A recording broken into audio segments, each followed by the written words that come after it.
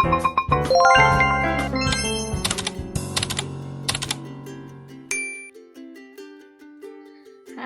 Assalamualaikum warahmatullahi wabarakatuh.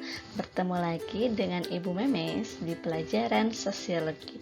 Kali ini kita akan latihan soal Sosiologi kelas 11 part 1. Oke, soal nomor 1. Yang termasuk aksipid status adalah A. Jenis kelamin, B. Gelar bangsawan, C. Kasta Brahmana, D. Orang kulit putih, dan E.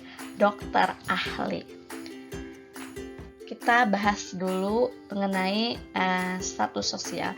Di sini ada 3 cara untuk memperoleh status sosial di masyarakat. Yang pertama itu ada aksipid status ya, itu status yang didapatkan secara otomatis atau dari kelahiran ya.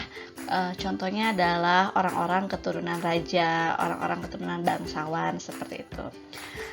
Kalau nggak salah materi ini udah dibahas di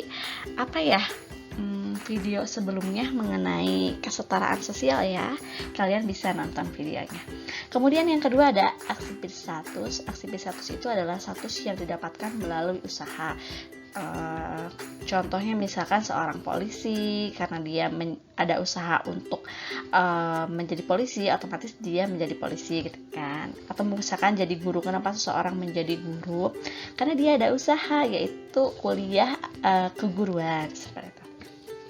Kemudian yang ketiga ada assigned status, yaitu status yang diperoleh dari jasa atau penghargaan dari orang lain ya, seperti para pahlawan, kemudian seseorang yang mendapatkan penghargaan award gitu kan. Itu adalah contoh dari assigned status. Oke, kita kembali ke soal nomor 1. Jadi yang termasuk aksipid status itu yang mana ya? Apakah sudah ketemu jawabannya? Ya, karena aksipid status itu status yang didapatkan melalui usaha, otomatis jawaban yang benar adalah dokter ahli. Seperti itu ya. Lanjut ke nomor 2. Oke, stratifikasi sosial pada masyarakat yang menganut sistem kasta bersifat A. Bebas, B. Terorganisasi, C. Terbuka, D. Tertutup, dan E. Campuran. Kita bahas dulu soal ini. Oke, di sini ada jenis stratifikasi sosial, ada terbuka dan ada yang tertutup. Seperti apa yang terbuka? Terbuka biasanya terdapat pada masyarakat modern. Sedangkan tertutup itu terdapat pada masyarakat yang menganut sistem kata dan feodal. Kita lihat gambar pada stratifikasi terbuka. Di sini ada tanda panah ya. Tanda panahnya itu ke atas ya. Kemudian ada juga tanda panah yang ke bawah ya. Kemudian ada yang ke atas juga, ada yang ke bawah juga. Lihat, tanda panah yang pertama itu adalah diibaratkan status seseorang dari kelas bawah naik ke kelas atas. Tanda panah yang kedua dari kelas atas ke kelas menengah. Yang ketiga dari menengah ke atas. Yang keempat dari atas ke bawah. Nah, itu adalah terbuka karena status yang di masyarakat modern itu bisa berpindah-pindah. Misalnya, seseorang itu statusnya itu sebagai pejabat, otomatis statusnya itu ada di golongan atas ya. Kemudian pejabat tersebut terjerat kasus korupsi, sehingga mau tidak mau dia harus turun status, yaitu statusnya ke bawah. Bisa kan? Seperti itu. Itu termasuknya pada status terbuka. Jadi bisa terjadi mobilitas atau perpindahan. Nah, berbeda dengan status sosial tertutup. Dari gambarnya saja di sini sudah tersekat-sekat ya, bahwa garis yang menggambarkannya itu tidak naik turun, melainkan hanya berputar saja di sekitar sini ya kan. Kemudian ini juga yang kedua masih di sekitar situ di kelasnya. Diibaratkan ini adalah ada kelas atas ya, kemudian ada kelas menengah, kemudian ada kelas bawah. Nah, jadi kalau di stratifikasi tertutup, orang yang sudah memiliki golongan atas, dia akan tetap di golongan atas, yang menengah begitupun dengan bawah. Jadi dia akan tetap pada golongannya masing-masing, tidak bisa berpindah, yaitu terdapat pada masyarakat penganut sistem kasta dan feodal, ya. Jadi, jawaban dari soal nomor 2 adalah sistem kasta, ya. Tadi pertanyaannya adalah apakah yang terbuka atau tertutup? Iya, jawabannya adalah tertutup. Kita lanjut ke soal nomor 3.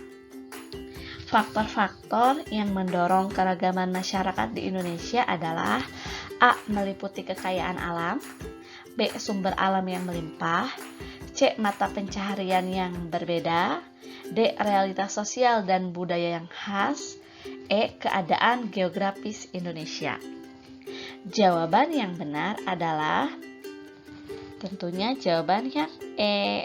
Karena letak geografis Indonesia yang terpisah-pisah pulau-pulaunya, sehingga menyebabkan Indonesia itu banyak memiliki kebudayaan. Contohnya saja kita bahas di Pulau Jawa, ya. Meskipun satu pulau, tapi terdapat beberapa kebudayaan. Bayangkan, Indonesia memiliki puluhan pulau, sehingga kebudayaan di Indonesia itu sangat kaya, yang menyebabkan Indonesia itu disebut dengan masyarakat yang majemuk atau multikultural. Kita bahas soal nomor 4. Hidung mancung, kulit putih, rambut pirang, mata biru merupakan ciri ras mana, ya? A. Mongoloid, B. Kaukasoid, C. Negroid, D. Australoid, E. Pedoid. Nah, di sini Ibu akan bahas mengenai 4 ras manusia yang mayoritas ada di dunia. Yang pertama adalah ras Mongoloid dengan ciri-ciri rambut coklat hingga hitam, kemudian warna kulit kuning kecoklatan, ya. Biasanya itu terdapat pada orang-orang Asia, termasuk Indonesia. Yang kedua adalah Kaukasoid dengan ciri-ciri hidung mancung, tulang pelipis yang menonjol, kemudian serta warna kulit dan kulitnya putih, ya, biasanya. Dan matanya itu variatif, ada yang biru, ada yang hijau, dan ada yang coklat. Biasanya ini ada atau terdapat pada masyarakat Eropa. Kemudian yang ketiga adalah Negroid dengan ciri-ciri kulit hitam, bibir tebal, hidung lebar, dan rambut gelap, ya. Biasanya yang bertempat tinggal atau bermukim di wilayah Afrika. Kemudian ras Australoid, yaitu secara fisik ras ini dekat dengan ras Negroid. Jadi ketika kalian menganggap bahwa ras Negroid itu di Indonesia ada, termasuk orang-orang Papua. Nah, orang Papua itu bukan ras Negroid, ya, melainkan ras Australoid. Kemudian mengapa ras Negroid dan Australoid mirip ciri-ciri fisiknya? Itu karena terdapat persamaan pada nenek moyangnya. Seperti itu, ya. Di sini ada gambar ras manusia. Kalian tahu sendiri dari gambarnya mana Kaukasoid, mana Mongoloid, dan mana Negroid. Kita bahas ke soal nomor 4, ya, yang tadi. Hidung mancung, kulit putih, rambut pirang, mata biru, biasanya orang-orang Eropa, yaitu termasuknya pada ras Kaukasoid, ya. Kita lanjut ke nomor 5, ya. Dalam masyarakat pasti terdapat perbedaan, baik secara horizontal maupun vertikal. Dalam konsep sosiologi, perbedaan tersebut adalah, kalau nggak salah, materi ini sudah dijelaskan di video sebelumnya, di materi mengenai kesetaraan sosial, ya, perbedaan, kesetaraan, dan harmoni sosial, tentang diferensiasi dan stratifikasi. Jadi, perbedaan secara horizontal itu dinamakan Kalau horizontal ibu garisin ya, itu dinamakan dengan diferensiasi, sedangkan vertikal itu dinamakan dengan stratifikasi. Jadi jawabannya adalah poin A. Kita lanjut ke soal nomor 6. Nah, gambar di atas menunjukkan adanya struktur sosial. Bentuknya apa nih? Udah dibahas juga di video sebelumnya tentang materi interseksi. Oh, ini udah jawabannya ya. Berarti jawabannya adalah interseksi ya. Kenapa interseksi? Karena di sini ada hal yang membuat mereka itu satu atau memiliki kesamaan meskipun yang satu sukunya Minang, yang satu sukunya Jawa, tetapi mereka itu bisa bersatu karena memiliki kesamaan, yaitu agamanya, agama Islam. Aduh. Kita lanjut ke soal 7. Ibu anggap soal nomor 6 bonus ya, karena udah ada jawabannya. Kemudian soal nomor 7, di bawah ini yang termasuk faktor internal penyebab kenakalan remaja. A. Kontrol diri yang lemah. B. Keluarga. C. Perceraian orang tua. D. Lingkungan yang kurang baik. Dan E. Pengaruh budaya asing.